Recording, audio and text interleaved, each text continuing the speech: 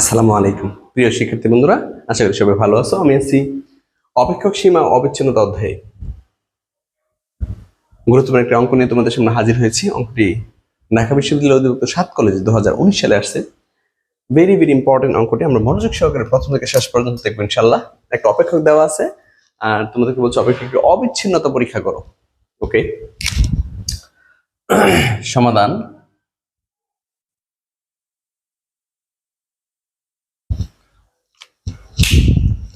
দেওয়া আছে fx সমান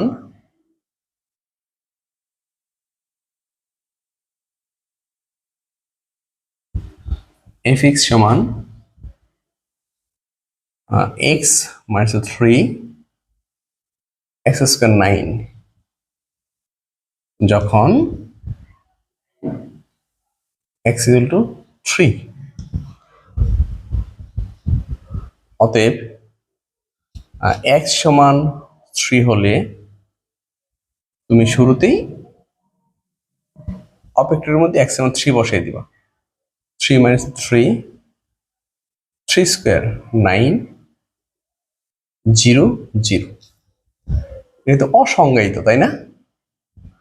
জিরোকে যদি 0 দিয়ে ভাগ করতে চাও তাহলে ক্যালকুলেটরে ম্যাথ এরর দেখাবে, অর্থাৎ অসংজ্ঞায়িত। ওকে, তাহলে আমরা এখানে লিখে নিতে পারি এক্ষেত্রে অপেক্ষকটি অবিচ্ছিন্ন হবে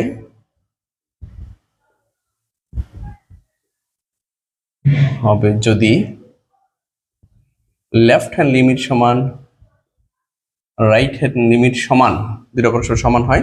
আমাকে দুটো সীমা বের করতে হবে, বাম পাশের সীমা এবং ডান পাশের সীমা। f3 এই যে এক্সের জায়গায় 3 সমান 0 0 হবে। যদি এমনটা হয় তাহলে আর এটা সমান ইচ্ছে করলে আমরা এখানে অসংজ্ঞায়িত বলতে পারি। ঠিক আছে, অসংজ্ঞায়িত যাই লেখো। ওকে, তাহলে তোমরা প্রথমে লেফট হ্যান্ড লিমিট বের করবে। অতএব লেফট হ্যান্ড লিমিট সমান লিমিট যে অপেক্ষকটা আছে আমরা লিখে নিচ্ছি x minus 3 x square minus 9, এখানে হচ্ছে x tends to 3।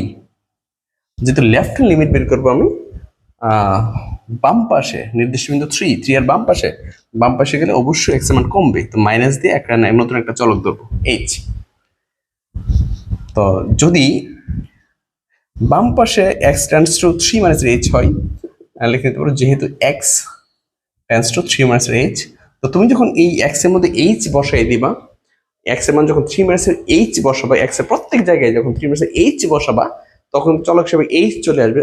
তখন h এর একটা সীমা দরকার, এই সীমাটা আমরা এখানে বের করতে পারি। যেমন x tends to 3 minus h হলে এটা বাম পাশে আছে ডান পাশে আছে মাইনাসের, বাম পাশে সেটা প্লাসের হয়ে আসবে।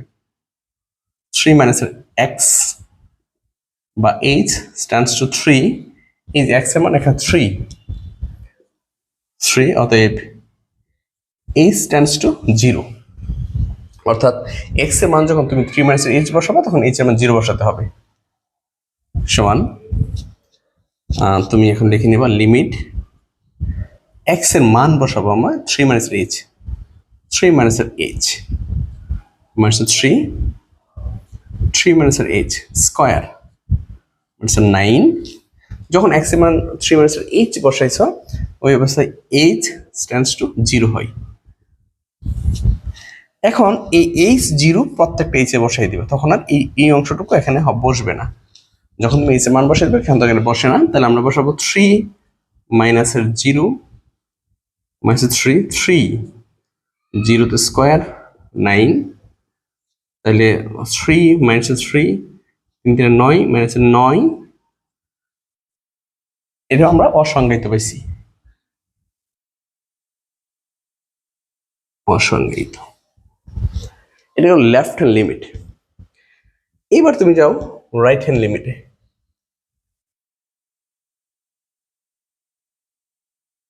আবার রাইট হ্যান্ড লিমিট সমান limit x minus 3 x minus 9 x tends to 3, আর যেহেতু রাইট হ্যান্ড লিমিট প্লাসের এইচ হবে, মানে মান বাড়বে, ওটা প্লাসের দেখাবে, সমান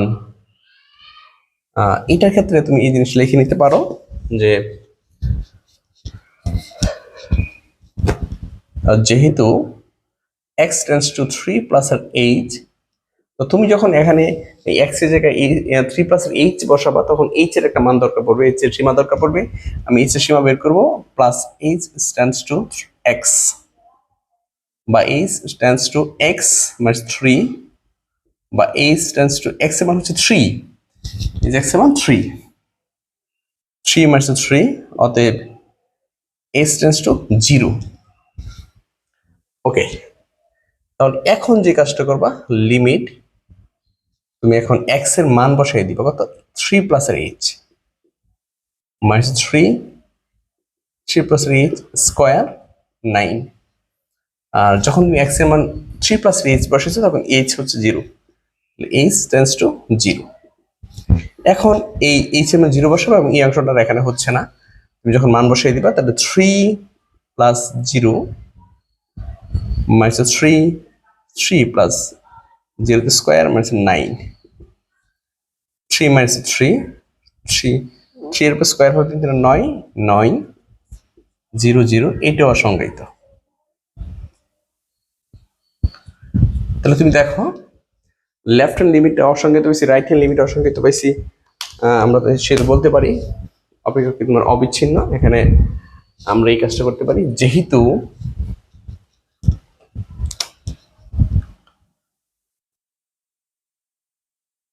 লেফট হ্যান্ড লিমিট সমান রাইট হ্যান্ড লিমিট সমান 3 সমান অসংজ্ঞায়িত,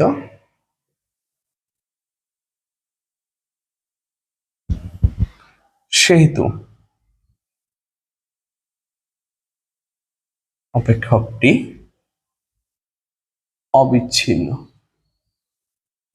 হ্যাঁ, আর কখনো যদি লেফট হ্যান্ড লিমিট সমান রাইট হ্যান্ড লিমিট না হয়, কখনো যদি এমনটা হয় যে লেফট হ্যান্ড লিমিট সমান রাইট হ্যান্ড লিমিট হয়নি, তখন অপেক্ষকটা হবে কি, বিচ্ছিন্ন।